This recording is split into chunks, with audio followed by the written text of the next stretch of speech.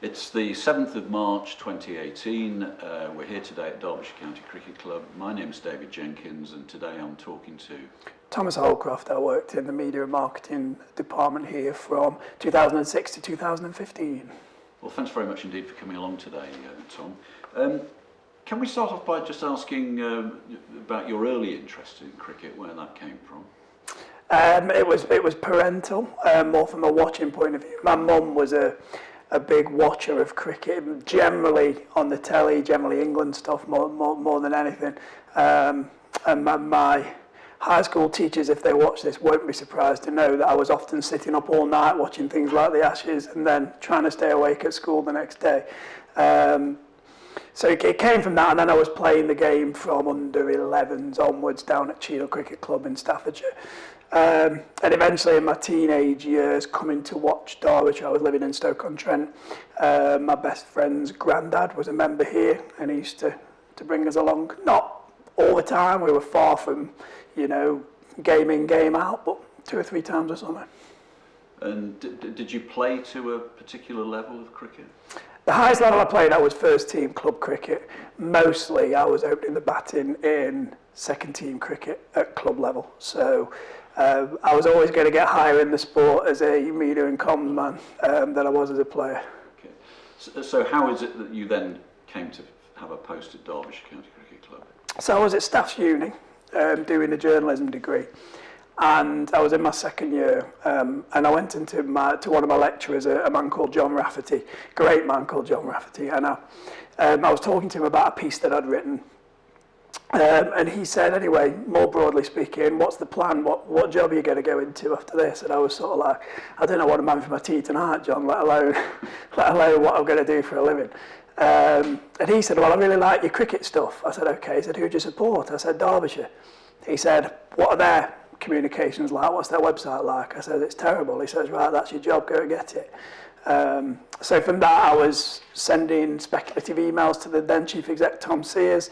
I think it was the 3rd one when he finally got back to me, and the news was good in that the club was about to launch its first proper website. This is in 2006. So you targeted a job even though it wasn't really there? Yes.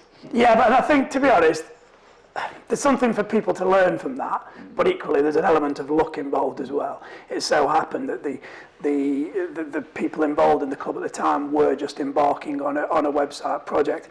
The person that was running the project, Zoe Hibbert, she was not a media and comms person. She wasn't a content generator. She was a project manager.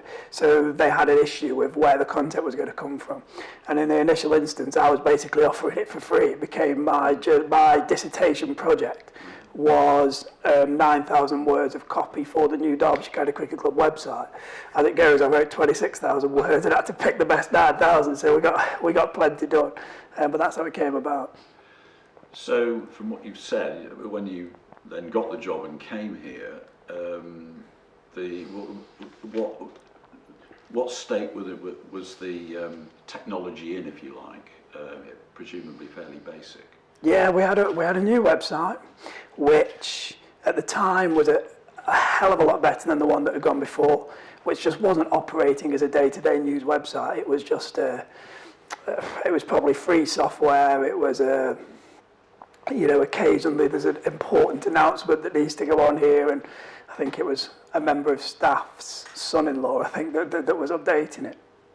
So we had a website which we were proud of at the time. And the company that provided it did a fantastic job with us. They were a great partner for us. It was financed in a way that made it very affordable for the club at a time when money wasn't necessarily flying around in great detail.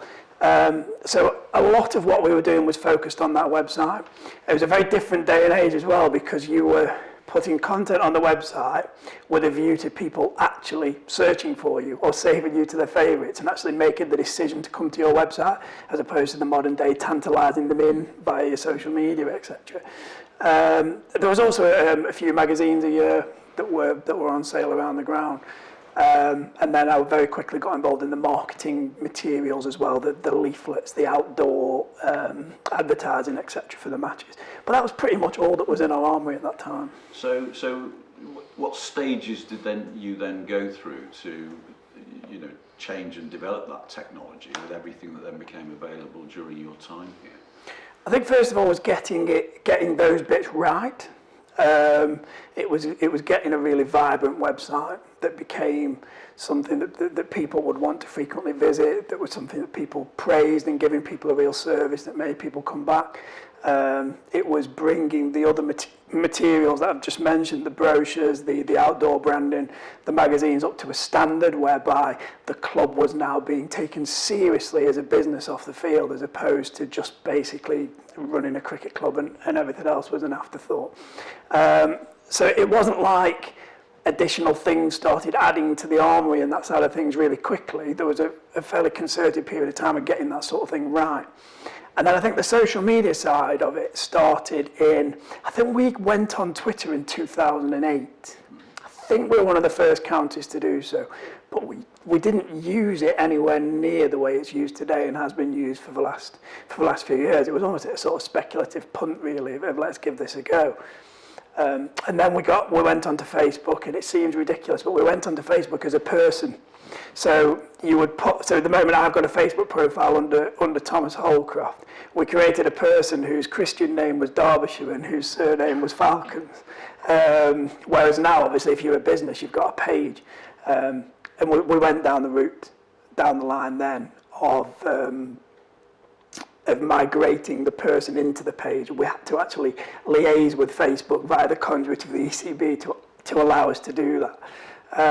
And then it kind of flowed into the situation that exists now, where the content that you're putting out on your social media feeds was the key thing, because that was where you were driving content to your website, or the social media feeds were just existing in themselves and putting the content out. And we just progressively got better at doing it. We're always open to constructive criticism, to advice about how to do it better. A really key point was we had a consultancy, if you like, with a company called Status Social, who kind of taught you the dark arts of social media, if you like. We had all the nous in terms of knowing what a good story was, knowing how to present that story. By this time, there was a gentleman called Chris Airy working for me, who was just very much working around the clock to populate content onto there. But it was about how do you actually do this in an intelligent way to make it work.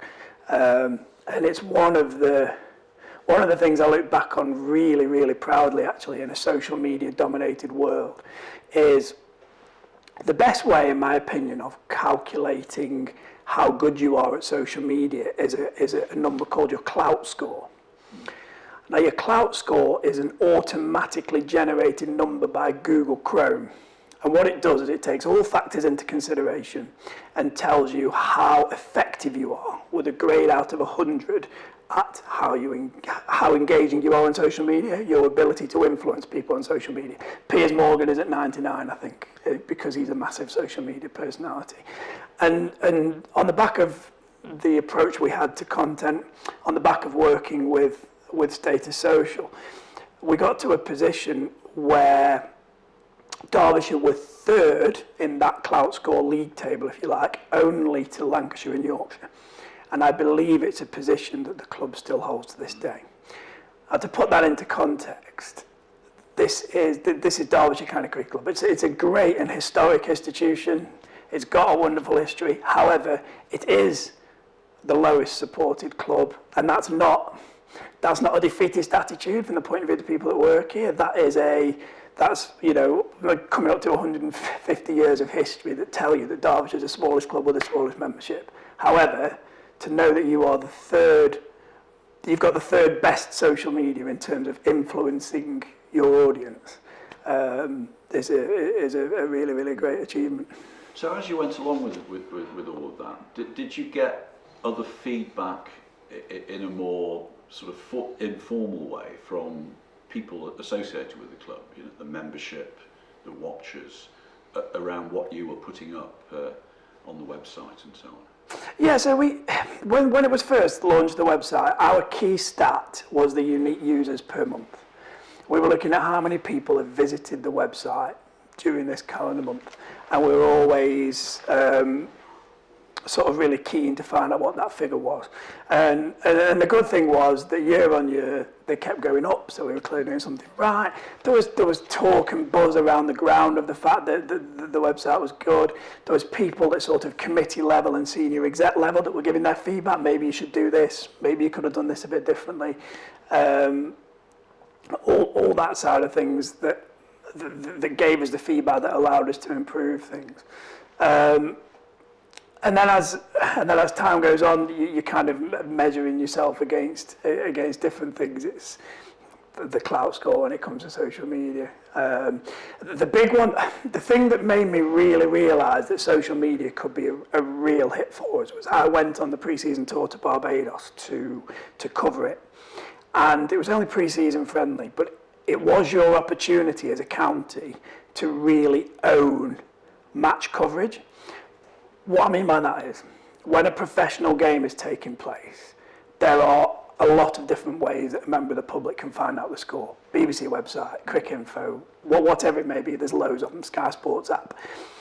Pre-season, that isn't the case. There's no press association live feed, so you're owning it. And Derbyshire won a T20 friendly in Barbados against Hampshire off the last ball. It was a really, really exciting finish. I was covering it ball by ball on Twitter from Barbados. And I knew from the replies that were coming in that the feed had been really popular.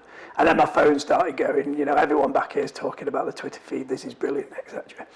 And then the next day, news came back that we'd had a spike in membership overnight, whereby, I can't remember what the numbers were, but it was a really noticeable membership spike had come in because people had been pushed to buy the membership by the fact that Derbyshire had won this exciting game. So at that point, I knew social media was going to be a tool that we could really work with well. And everybody else gradually cottoned onto that as well, and it became just a standard part of what every county had to deliver. That over by over, ball by ball. Every county does it now. It'd look a bit ridiculous if you didn't, I think. So you mentioned Lancashire and Yorkshire and other counties doing this. Was there any sense in which, or has there been, the development of the social media side of it has gone along together with other counties, or has everybody gone and done their own thing and hoped that they got the best version of it? Or has there been any sort of joint development of things? I think generally speaking, the standard that's expected by supporters of social media, that has gone pretty much the same. Everybody cottoned on at a similar time to the fact that you need to be doing over by over, ball by ball, not necessarily ball by ball, but a lot of coverage via social media on a match day.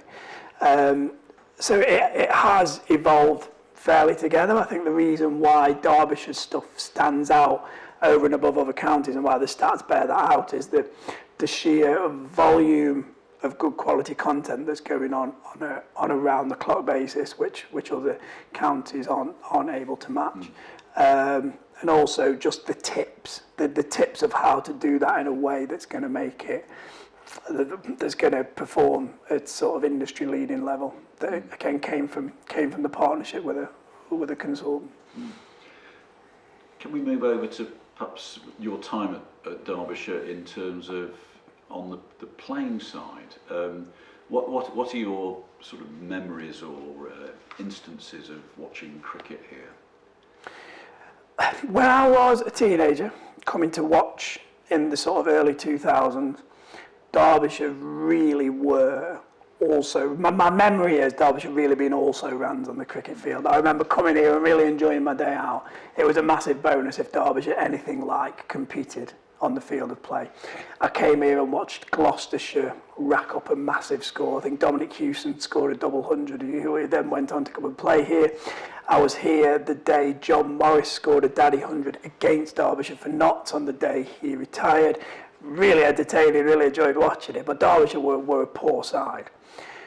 When I arrived onwards, kind of was a watershed.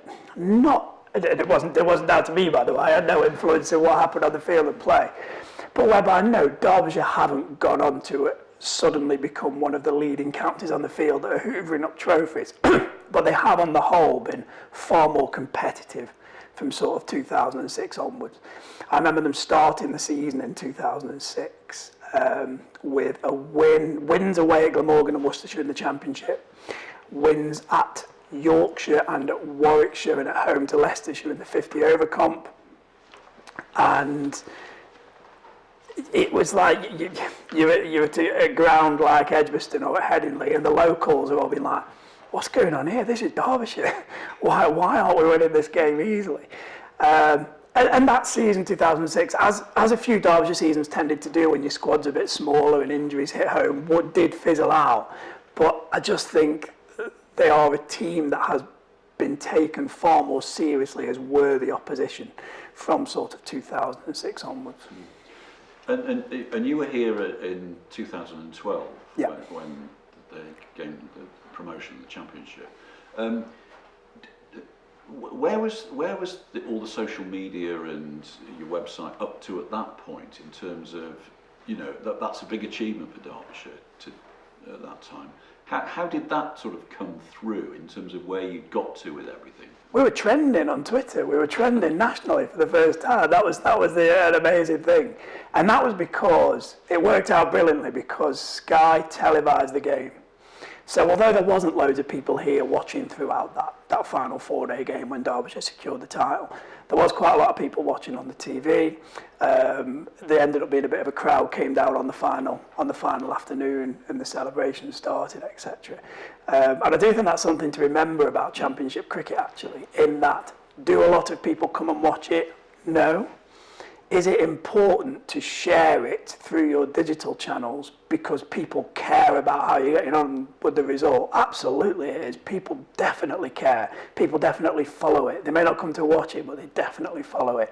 And that came across loud and clear that day because it was just celebration. I think 10 of Derby County's first team at that time tweeted about us, offering congratulations and things like that.